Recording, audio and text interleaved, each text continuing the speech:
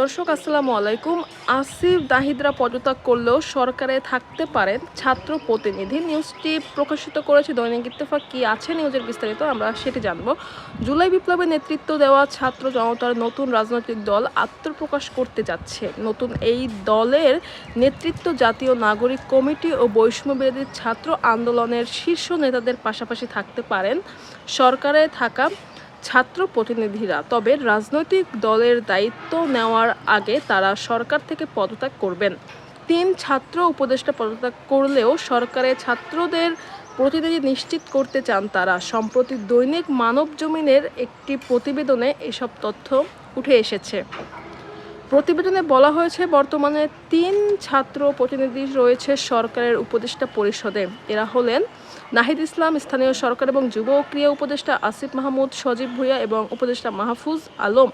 এই 3 জন ধাপে ধাপে পদত্যাগ করতে পারেন বলে প্রতিবেদনে উল্লেখ করা হয়েছে।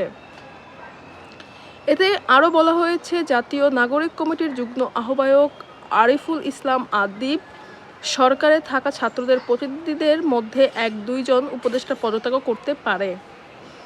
একসঙ্গে 2 জন না 3 জন পদত্যাগ করবেন সেটি চূড়ান্ত হয়নি। একজন নতুন করে উপদেষ্টা পরিষদে যাওয়ার বিষয়ে তিনি জানান, আশা করি একজন উপদেষ্টা পরিষদে আসবেন, তবে এখনও পর্যন্ত তারা সরকারে থাকা বর্তমান 3 উপদেষ্টা চূড়ান্ত সিদ্ধান্ত জানাননি।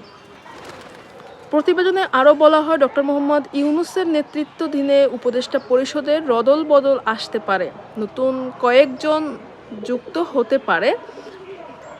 ছাত্ররা চাচ্ছেন সরকারে তাদের একজন প্রতিনিধি থাকুক যিনি রাজনৈতিক প্রক্রিয়ার অংশ ছিল না বা হবেন না, তবে এই প্রক্রিয়ার অভ্যুত্থানের কোনো অংশীজনের সঙ্গে বিরোধ করতে চান না তারা। দর্শক, এই ছিল নিউজের বিস্তারিত। এই নিউজ নিয়ে আপনার কোনো মতামত থাকলে সেটি কমেন্ট করে জানাতে পারেন এবং সম্পূর্ণ ভিডিও জুড়ে সঙ্গে থাকার জন্য ধন্যবাদ।